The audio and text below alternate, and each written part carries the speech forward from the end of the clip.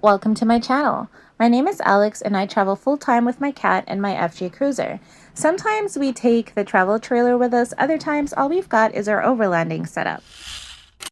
Last week, I shared the drama of getting my rooftop tent, as well as what the installation process was like and what my first impressions were of using the GFC Superlite. This week, we're going to Vegas to get the rest of my camping gear, and I'm going to tell you why.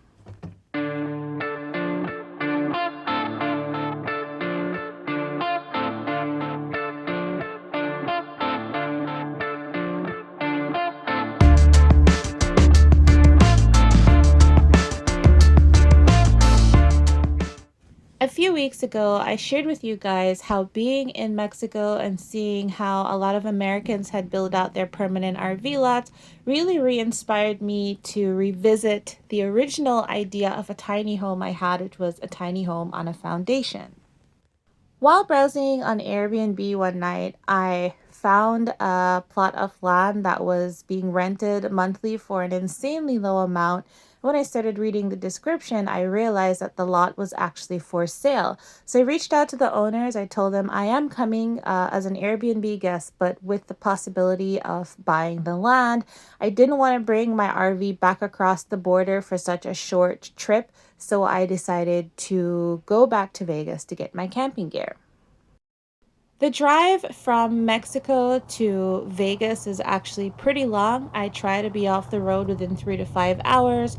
So I made my first stop at Burro Creek Campground in Mojave County and set up camp.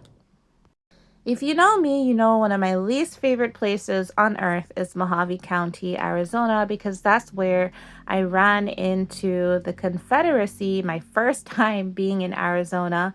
I was actually there looking at land, and they made it very clear that I was not welcome. Needless to say, I was not excited about being back in Mojave County. I have deliberately avoided this place since the incidents with the Confederacy, which was multiple incidents over the course of an entire month that I spent in Arizona looking at property. But this campground was really nice. The host was super friendly, very helpful. I would not hesitate to stay there again.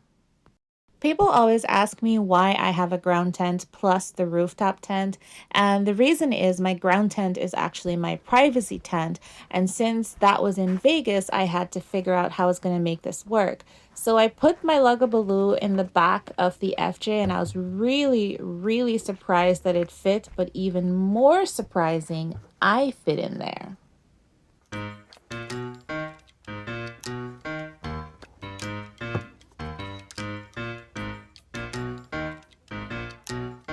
While sitting on my Lungabaloo in total amazement and looking around the FJ, I realized it's actually really easy to see in from the front driver's side window and the windshield because they're not tinted.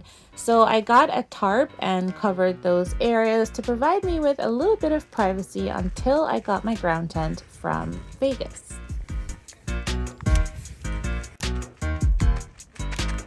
It was pretty easy to attach it using the loops in the tarp and some carabiner hooks. It wasn't perfect, but it was enough for me to feel comfortable taking a shower. For all the ladies wondering, this actually really did work. And if you're there with someone, just have them stand in front of you with like a tarp or a towel or something. I did do a thorough washing, but this is as much as I can show without making this an X-rated channel.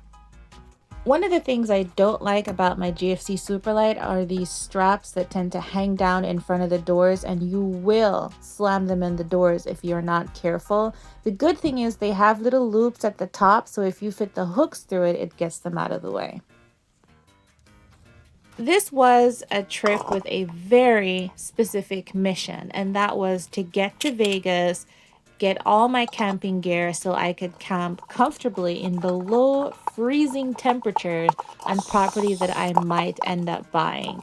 So I didn't bring all the fancy stuff for this. I figured, you know what, I'm gonna boil some water and I'm gonna make some ramen, and that was a total lifesaver. If you are not somebody who knows how to cook or you don't want to cook at camp, I would highly recommend bringing some ramen or any other type of dehydrated meals, such as dehydrated meals made specifically for camping, or even your regular add water oatmeal.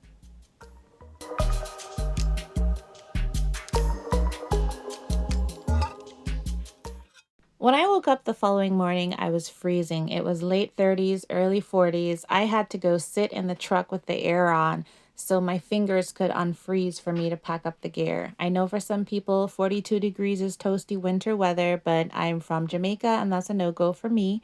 But eventually I defrosted and was able to pack stuff up and hit the road.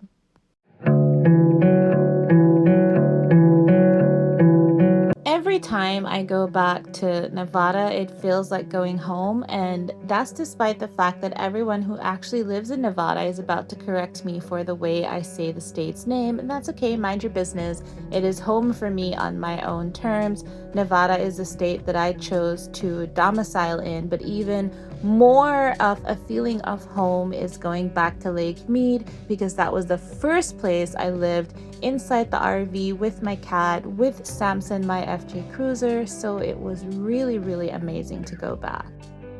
Next week, I'll talk about what my campground was like in Vegas, and then the long drive back to Mexico and the stop in between at a different camping site in Arizona, and the fact that I had to go looking for a spot just before dark.